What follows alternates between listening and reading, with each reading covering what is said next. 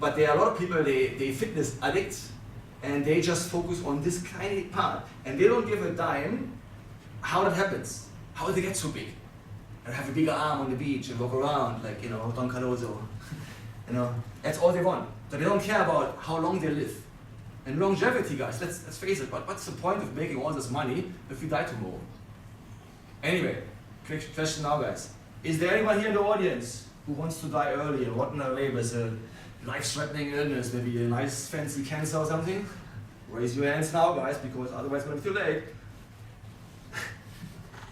I'm in the right room now. That's good. Guys, you have to focus on what's important.